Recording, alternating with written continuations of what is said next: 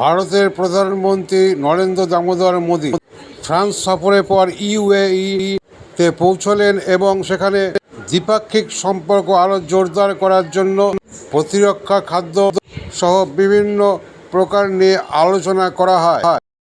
বেশ কয়েকটি ক্ষেত্রে দুই দেশের মধ্যে সৌহার্দ্য পরিবেশ সহ পারস্পরিক আদান প্রদানের ক্ষেত্রে সহমত পোষণ করে। নরেন্দ্র মোদী এবং শেখ মোহাম্মদ রশিদের সাথে দ্বিপাক্ষিক আলোচনায় অনেক কিছুই উঠে আসে। দুজনেই অনেক কিছু ব্যাপারে সহমত পোষণ করেন। উন্নয়নের প্রশ্নে দুপক্ষই দুই দেশের কাছাকাছি আসার পক্ষে কতটা প্রয়োজন তা দুপক্ষই অনুভব করতে পারেন বলে জানা যাচ্ছে। এই সৌহার্দ্য পরিবেশেও ভারতের জাতীয় কংগ্রেসের নেতা রাহুল গান্ধী কটাক্ষ করতে ছাড়েননি। তিনি বলেন, ফ্রান্সের সফরে প্রধানমন্ত্রীকে প্রধান অতিথি হিসেবে স্বাগত জানিয়েছে আর পেছন থেকে ছুরি মেরেছে। কারণতা ব্যাখ্যা করে বলেন যে ভারতের অভ্যন্তরীণ ব্যাপারে নাক গলানো হয়েছে।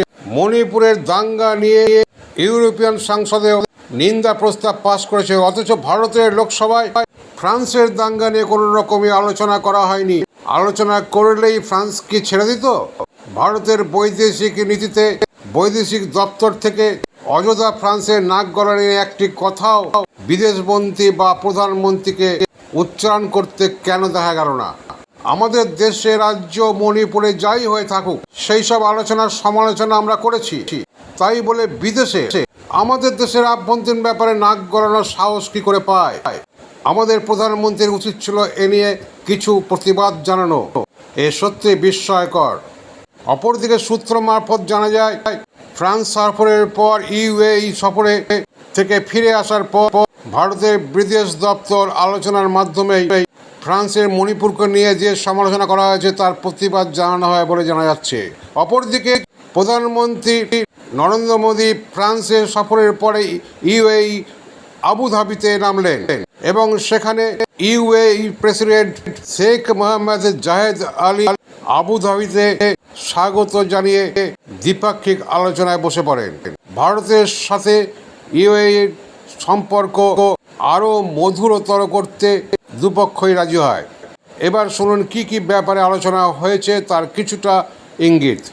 Prime Minister Modi's visit with His Highness Sheikh Mohammed, whom in very cruisish terms we call MBZ, is really going to build on what has been achieved in the last couple of years, right? So you've mentioned some of the key highlights. The economic relationship has been strengthened by the Comprehensive Economic Partnership Agreement that was signed during COVID in 88 days, which was UAE's first CEPA across the world. The trade volumes have already hit $84 billion. They were supposed to be about $100 billion in 5 years. UAE has the largest Indian diaspora in the world. So about 40% of the Indian population in the UAE is Indian. And I can say living here that this just feels like I'm in India. There are a lot of top business houses in India, in the UAE that are Indians. There are a number of UAE companies, for example, DP World, that have invested in the logistics parks in India. Emirates carries a bulk of its revenues from being the connect between the subcontinent and this region and then Europe and US. So the sort of ties are going to be built and taken forward at the government level. Energy is one of the key areas that both UAE and India are looking at. They're looking at defense and strategic partnerships. They're together in the I2U2, which is India, US, UAE, and Israel. So all of these cooperations are going to be sort of looked at. I don't think there's going to be anything path-breaking, but it's going to build on everything that's been achieved in the last couple of years, which has been tremendous.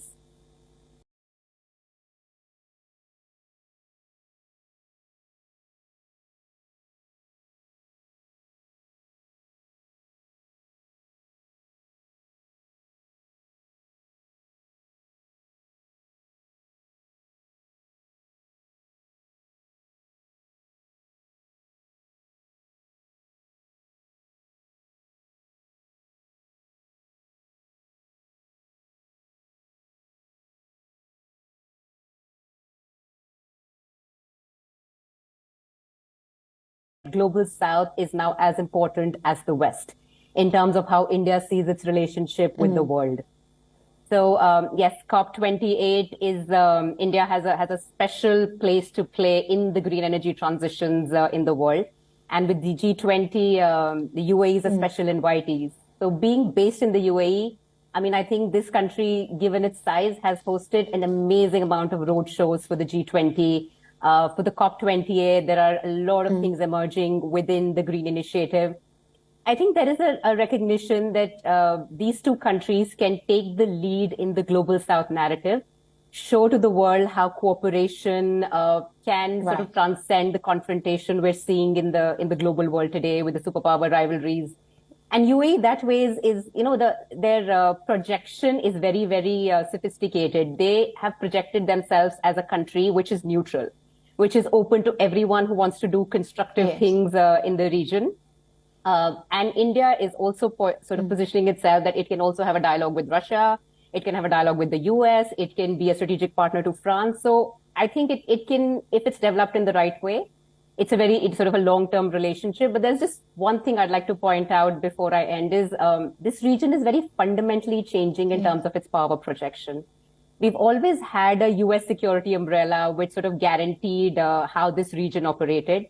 But now the countries have come up on its own. So we see Saudi Arabia pivoting a little bit towards China, whether it's just to sort of get back at the US or that's a strategic relationship we'll see. We have Turkey, which is sort of at least politically strategizing towards our neighbor Pakistan. India has that relationship with the UAE, but it also has to look at a larger power in the region, which it can help with power projection. So I think Egypt is one of the countries that India is very strategically looking at. So the relationship with UAE remains, but we are also now looking at other players in the region besides just oil or exports or trade. So yeah, that's a change. Absolutely.